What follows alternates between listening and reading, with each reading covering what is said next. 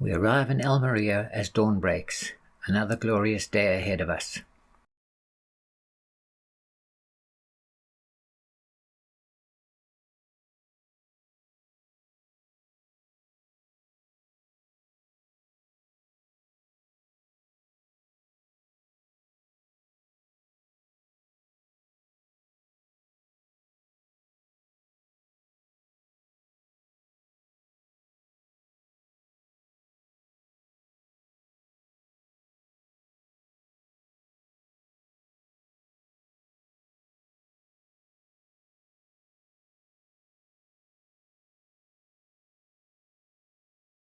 The port lighthouse sits high on its rocky outcrop.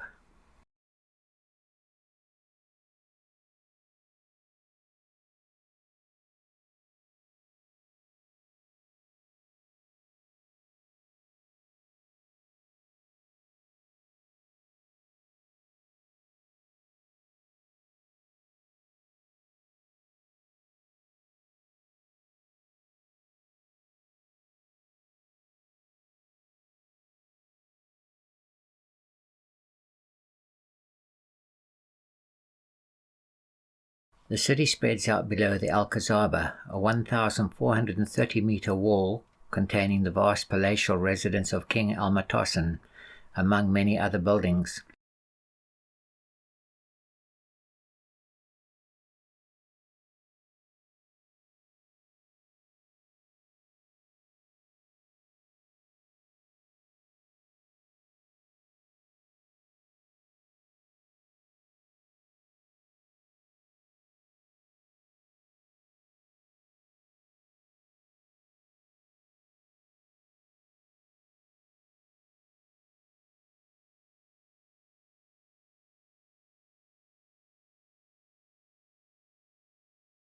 The statue to the Sacred Heart of Jesus was erected in the 1930s on the highest point of Cerro San Cristobal.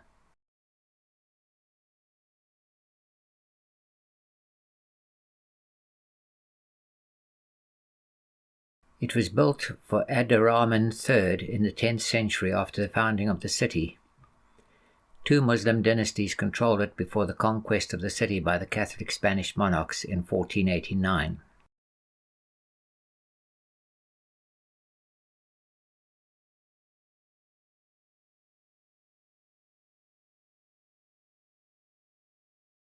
We had a short scenic bus trip before being dropped off in the city.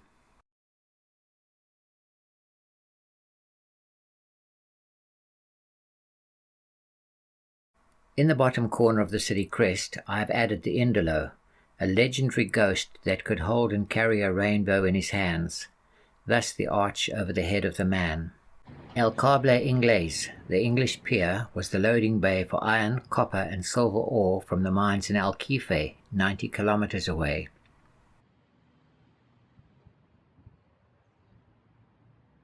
Its survival after 117 years of constant exposure to the corroding effects of salt water is testament to the quality of construction.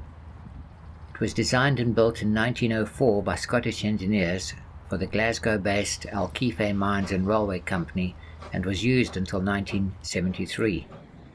Before the Cable Inglés, loading an 8,000-ton ship would usually take 8 to 10 days. This system reduced that time to just 10 hours.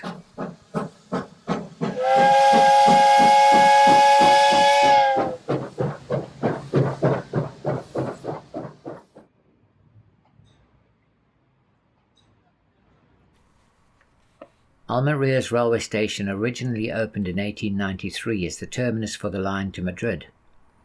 From 2005, a nearby combined train-bus terminus has been in operation.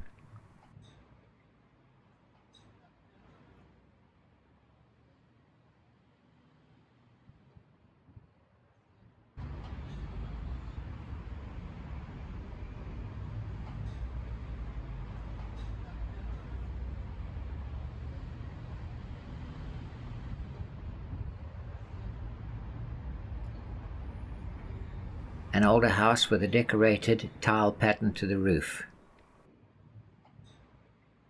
The main street has a tree-shaded pedestrian area down its center, very peaceful.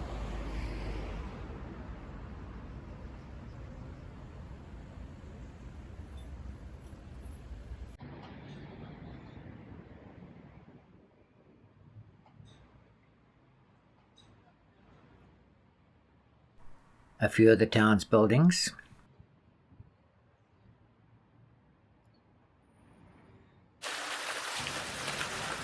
and a fountain, and a sculpture. We arrive at the cathedral at 2:28 to be told it is closed for the siesta till 4:30, at which time reboarding of the ship closes. Had we known this, we would have made our journey through the town in the opposite direction.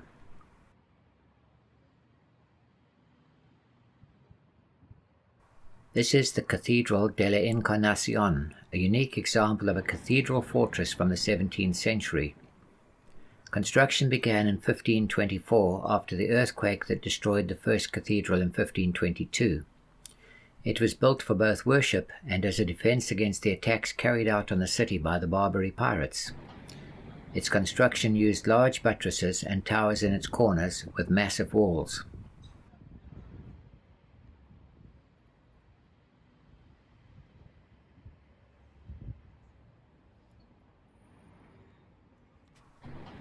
Pluviales ayuntamiento. Rainwater, town hall, so I guess the city rain drain.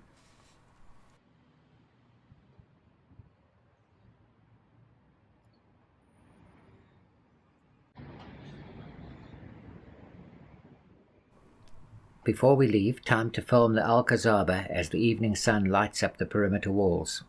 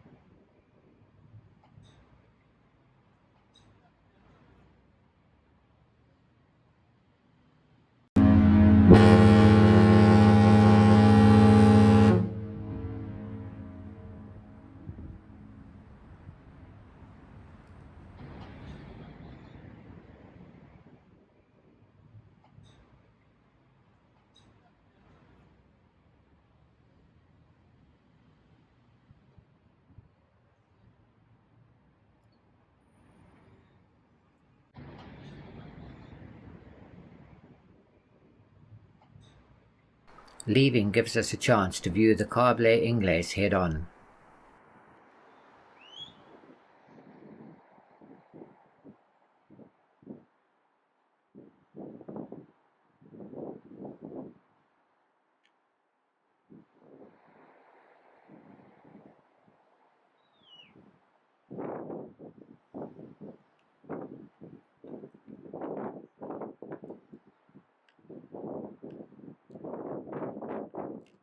We watch the lofty lighthouse recede as we head out into the Mediterranean Sea.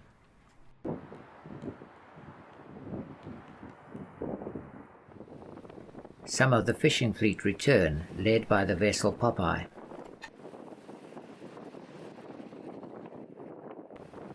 In among those making a living, the lucky crew of this pleasure yacht.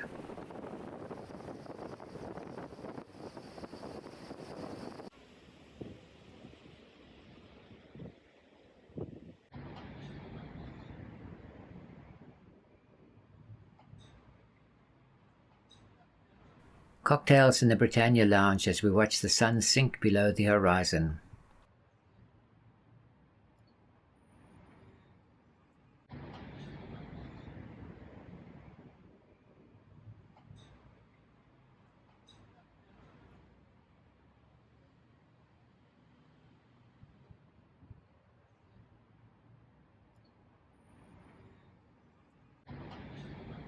Homeward bound.